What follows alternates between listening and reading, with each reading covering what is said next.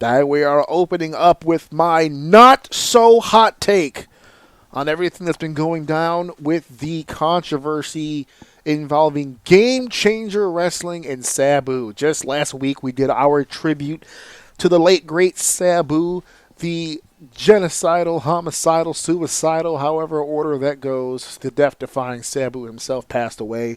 Last week we said our farewells here on the show. We gave the man the ultimate tribute in the 10-bell salute, and to be honest with you, I thought that I was done with that. I don't like to linger on death. I don't like to steer down that negative road for too long. I say my piece and we move forward. Unfortunately, the wrestling world has not moved forward. Now there are actual allegations out there by people, fans of course, who are stating that not only did GCW handle Sabu's final days as poorly as they possibly could, they are saying that GCW is now should be looked at as possibly being at fault for the actual death of Sabu. There are actually people on social media typing into GCW saying, "Why did you kill Sabu?" ? Where do we begin? So first and foremost, I really don't want to divulge too deep into this topic for one major reason, and that is that I have history. I have history with both Joey Janela and Brett Lauderdale, who is the owner, proprietor of GCW Game Changer Wrestling, and neither of them are positive. So anything that I say about the situation, I'm sure will come off as being a hater or having biased due to my negative history with the two of them. No real general on-site heat between the three of us at all whatsoever, but, you know, we're not exactly exchanging Christmas cards either. Let me explain. So once upon a time, when I was doing the ring announcer gimmick and doing the commentating deal, I worked for a company in Jersey called Jersey Championship Wrestling. They went through quite a few ownership, changes and movements, and there was a lot of people who worked within JCW who also worked with ICW here in New York, and there was a lot of moving parts, and I got hired to do a couple of their shows, especially for Jersey Championship Wrestling. Jersey Championship Wrestling was the company that was the precursor to GCW. Before they became Game Changer Wrestling, they were Jersey Championship Wrestling, and that's where I reside. We did a couple of shows together. I had a really good time working with the folks there. I don't have to go through the whole rigmarole of who I was responding to or who I was working for. Just know that I was working for Jersey Championship Wrestling. And my history with them was all positive. Didn't really have an issue working with the company. There was a specific show that took place, one of the biggest shows of my career, for no other reason. It's just for networking purposes. I worked a Jersey Championship Wrestling show in Six Flags in New Jersey. I think that's Jackson, New Jersey. We did a Six Flags show, which was awesome because you always used to hear stories back in the day, territory days, of doing wrestling shows in actual amusement parks and carnivals and stuff like that. That's like old school spot show wrestling, and I never really got a chance to be a part of any of that back in the day. And so this company did something very similar with the accessibility to Six Flags, and they had themselves a joint show. And I happened to be a part of it. I was brought in originally to be the ring announcer, which I was extremely excited to be the ring announcer in that setting. It just looked cool, man, with the rides and everything behind and the night lights and all that stuff. I was super excited. Plus, there was legend after legend after legend that was going to be on this show. I got a chance to work with Mick Foley, Ricky Steamboat, Ted DiBiase, Jake the Snake Roberts. It was just, you name them, X-Pac. A couple of those guys were actually in the ring. Tommy Dreamer was had a match that night. So I was working with a lot of cool people. Got a chance to network. Got a chance to kick it with a few people. That was actually my first time meeting Tama Tonga. I met him at that event. At that event, he won the Jersey Championship Wrestling heavyweight title, as a matter of fact, beating, I believe, Joey Janela for that championship. and we had a hell of a night, but I was supposed to be the ring announcer. It's the reason why I came to the show. It's the reason why I drove all the way out there, only to find out when I get to the show that I'm being replaced by Larry Legend, which no bones to pick about that. It's Larry. And we had a conversation. Larry thought that it was a little on the distasteful side. They had brought me in for a specific job and also brought him in for that same job without letting either of us know that that was going to be the situation. And for the record, it was the same guy that called me that called him. And yet still. So Larry felt some type of way about it. I felt some type of way about it. But chronologically, I guess that Larry had found out that I was asked first and that he was brought in after the fact. So we had to sit down, and he basically told me that, you know, if I was cool with it, that he didn't mind sitting out because he didn't feel that it was fair to me, and I'm always that dude who's just like, I want to do what's best for the show. So Larry's the guy at the time. So I told Larry to do it. And in doing that, I guess I impressed somebody, and instead of having me do nothing, they put me on commentary, which wasn't the plan, but I got to do commentary with two of my favorite people on planet Earth. So I, 3-man team, 3-man booth, fuck it. So instead of ring announcing the Legends, I actually ended up calling their matches. So it all worked out for everybody. But that was kind of the seed that started the run of maybe I don't want to be associated with people who make those kinds of decisions. And then the decision was kind of made for me because that last ownership that I had worked for, they had pretty much told everybody, hey, we're going to be selling the rights to everything. We're kind of getting out of the wrestling business. We don't know who it's going to go to. But once we sell it, they will make their own decisions as far as their own personnel and blah, blah, blah, blah, blah. If they need you, they'll hit you up. And they just never hit me up again, so I guess I wasn't needed. Turns out I wasn't needed because they had Larry full-time at that point, and they became Game Changer Wrestling, and Brett Lauderdale took over, and it became a whole thing. So I didn't get asked to come over, which was fine. It's a business. This is what happens in business. But at the same time, the guy who bought it, Game Changer Wrestling, which was Brett Lauderdale, we don't exactly have the best history. And the reason for that is, and I don't even know if he remembers it or if he gives a shit. I don't think that he would either way. But before he became the owner of GCW, he was a referee. And we didn't get along. I was the ring announcer for shows. He was the referee for certain matches. And for whatever reason, I rubbed him all kinds of the wrong way. He rubbed me all kinds of the wrong way, and we just didn't, we're not exchanging Christmas cards, sort of thing. So there was no real heat. He's not my kind of dude. I'm not his kind of dude, and we just kind of went about our business.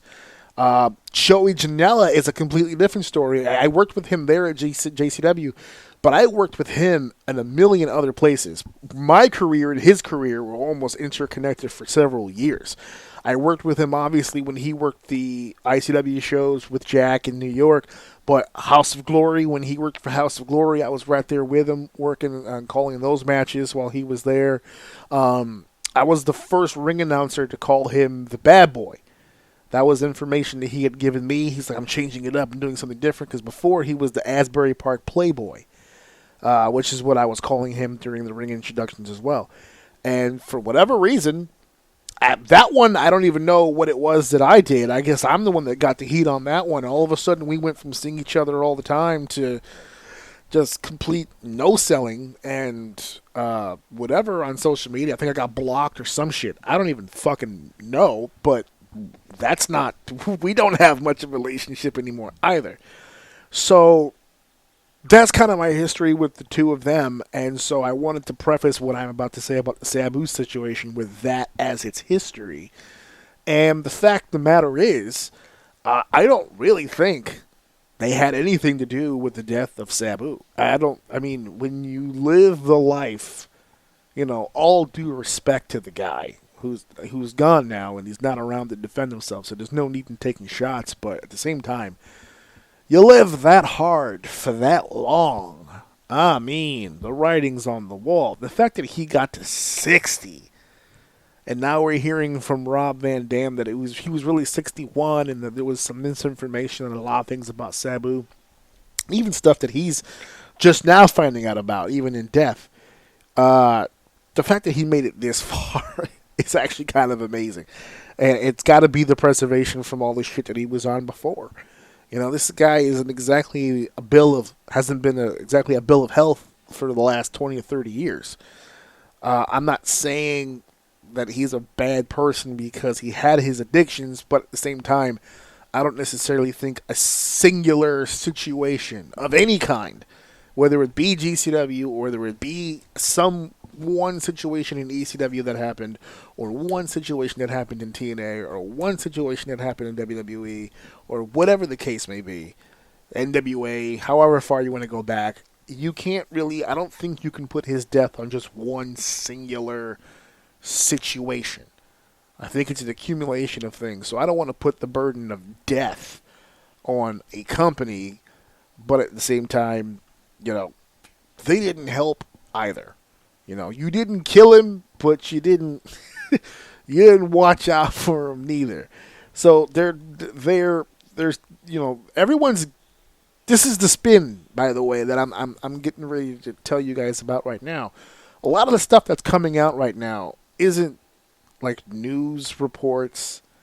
It's not like a journalist dug deep into something. It's not like forensics doctors or making statements about something. All of this controversy started simply because Joey Janela said something online.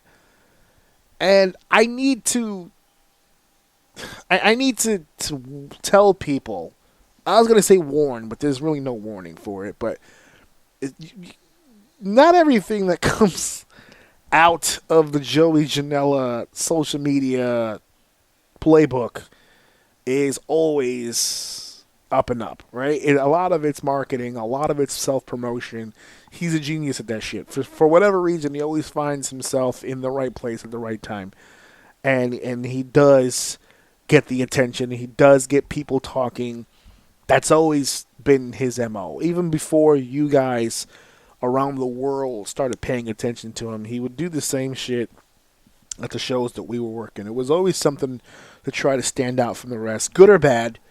You know, I know people will look back on the deathmatch stuff when he gets thrown off the roof. I know people are gonna look at the boot on fire, and and the super kick with the fiery boot, and now the barbed wire match with Sabu, and they gave him some opioid that they got from a smoke shop. Was that kratom or whatever it is? I looked it up. I actually still have the page up in front of me here, but yeah, it's a what is it? Side effects? Not the side effects. Harmful? Is it harmful? It was yeah. It's a opioid that's supposed to give you, you know, like a boost of energy. You know, it's supposed to help you get through pain. It has its side effects, and obviously high dosages can give you other things wrong with you, like nausea. You can get dizzy. There's always these side effects that come with it. All types of drugs. But they didn't buy anything illegal, which is still not. I'm not giving them a fucking pass at all. Whatever. Guy calls you on the phone and says that he can't fucking walk. That's the end of that. That should have been the end of that. But they pushed through. And when people say, or why the fuck did he share that? Why would he tell us? Like, nobody asked. He just willfully gave this information about, well, Sabu said that his legs didn't work for whatever reason, and now all of a sudden, you know, he needs something to get out of the bed. His knees are locked up, his legs are locked up, his feet are bleeding, and then people hear that and they go, oh my God, and they still let him perform? Forget made him. The fact that he was in the ring at all, whether he was forced to get in there or if he wanted to willingly go in there. People are saying, well, why don't you call this off? Why don't you do this? Why don't you do that? You know, Joey's response, he's a grown man. He did what he wanted to do. That doesn't really work in this situation because you're in charge of a company. You can very easily tell this grown man, this isn't going to work for us, brother. You can't get out there like that. You're going to hurt yourself. You're going to fucking die. Something's going to happen. But we're basing all this information on the fact that everything that Joey said is the truth. And we don't know that. In all honesty, we don't know that. That's the spin, a different idea, a different way of looking at this that I don't know if people are looking at. And that's that wrestlers embellish. They just do. It's part of the DNA of a professional wrestler to be a showman in telling stories.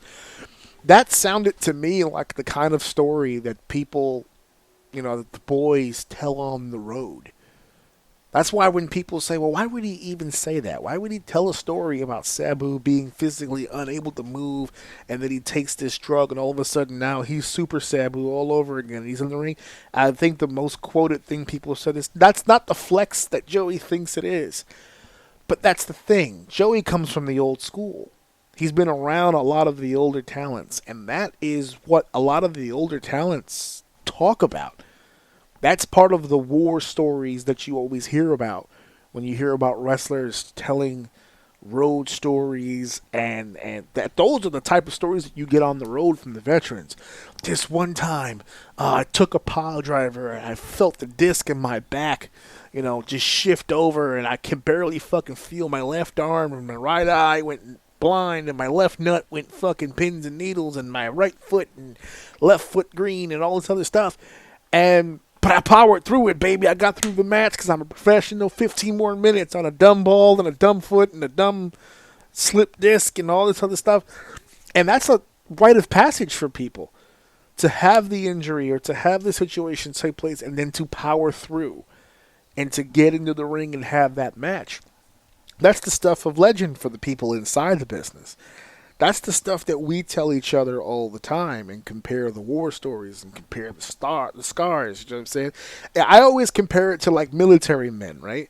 When military men get together and it's just military men and they got the fire going and the brews are out and they're just chilling by the fucking, by the fire, by the backyard or whatever. That's when you hear the real stories. That's when you hear all that stuff went down and this and forth. They tell stories in that situation that they wouldn't tell to the public. They wouldn't tell to the guy who's bagging his groceries and stuff. He wouldn't tell those stories. Those are the stories for in-house. And Joey told an in-house story to the public, and this is what happens. This ain't the generation for that. If Sabu would have woken up in a hotel room in 1998 and his legs didn't work and his fucking feet were bleeding and Paul or Sandman or somebody gave him a fucking opioid and he got into the ring and did 20 minutes in a barbed wire match, he'd be hailed as a king. He'd be hailed as a fucking king. They'd be looking at him, oh my God, what a beast, what an animal, what a tough son of a bitch. Now, it's a completely different generation. They hear stuff like that and they go, oh my God, why did you even perform at all? Take a sick day, brother? Take a me day. Spoil yourself. Treat yourself. Don't do this to yourself. And this is more or less just about knowing your audience. Trust me, Joey knows this. Joey knows this audience today is as soft an audience as there has ever been, and he uses that to his advantage, and he says stuff like this. Am I calling him a liar? Am I saying this didn't happen? No. He could be telling 100% the truth. But the spin that I keep trying to tell people, the other side of things is I wouldn't put it past him if he's embellishing. If there are a few things in here that maybe he's telling a tall tale. I wouldn't even be surprised, not for nothing, if none of this shit happened. I wouldn't be surprised to hear that it was all bullshit. He was doing it for a flex and it just got taken way out of fucking proportion. I wouldn't be surprised at all. So no, I don't hold GCW to any fault to Sabu's death at all whatsoever. Do I agree with getting him medication so that he can wrestle a match? Abso-fucking-lutely not. That should have been the end of that. And even if the replacement, they threw Matt Tremont's name in, Matt Tremont and Joey Janela would have been a dope match. That audience wouldn't have been as happy if it wasn't Sabu, but the match would have still been fire, especially a barbed wire match in front of everybody. That many people, 2,000 plus. I don't think it would have been that crazy. But, I don't think there's winners on any side of this conversation. I don't think Sabu should have took the medication to go in the match. I don't think the promotion should have allowed him in the match in the first place. But I'm also not pissed as a wrestler and as a person who's experienced so many old school traditions of things that you tell me that a guy took a fucking legal opioid to get into the ring and wrestle and perform. I'm not going to put on my surprised face. That's just what the culture was and is to some degree. So I'm not going to put it past anybody else to do whatever it is they need to do. I know myself personally. I don't like being in the ring with people who were inebriated. I don't like being in the ring with people who had a few drinks beforehand, smoked a little weed beforehand. I'm not really a fan of that myself because I don't think that's safe for me. I don't think that's safe for my opponent. And I'm going to put that logic into this. I don't think he should have done any of this. I don't forget the barbed wire even for a second. I don't think I would have had Sabu in there if it was a classic exhibition one-on-one matchup. Not if my legs don't work and my feet are bleeding. There's no need to be in the ring at all. But I'm not stopping a guy either, especially a veteran, a legend like Sabu. He comes to me, I'm ready to go. How are you ready to go? You were just in pain a second ago. It doesn't matter. I got there. I'm ready to go. You want to sell some tickets or not? So, I don't know what I would do as a promoter. I don't know what I would do in that situation. I'm not entirely sure. My gut tells me that I wouldn't let him out there. I understand the fear of, well, we sold this event around this match. I understand that. You invest your time, you invest your money. I get all that. But there's got to be some sort of line. There's got to be a moment where you make the decision that someone's safety is more important than your bottom line. So we have to make time for that. So I'm not opposed to any of the stuff that I'm not opposed to people powering through and trying to get the match going and trying to get past injury. But there are differences. There's different levels of injury. And you really run the risk of doing something worse, especially at the age of 60. At the age of 60, you're pushing. And that's very, very dangerous. I don't even know, to be honest with you, if I'm Joey Janela. I don't even know if I want to be in the ring with an inebriated hardcore wrestler in a barbed wire match. I don't even know, if I'm feeling comfortable with that situation. So I don't think there's any winners on either side. I don't think anybody involved, including Sabu, handled this situation in the best way it could have been handled. But as the bottom line statement, hey, are they responsible for the death of Sabu? Abso-fucking-lutely not. Abso-fucking-lutely not. No way. I'm not going to put that on anybody except Sabu. Yeah, it was his life that he led. He led it his way. Hopefully when he went, he had a smile on his face. Or at the very least, he was asleep. But I'm not going to put literally the death of a human being on any one specific individual or a team of wrestling bookers that, it was all part of the gimmick, brother, and they just go ahead and just let him die. So, I don't think so.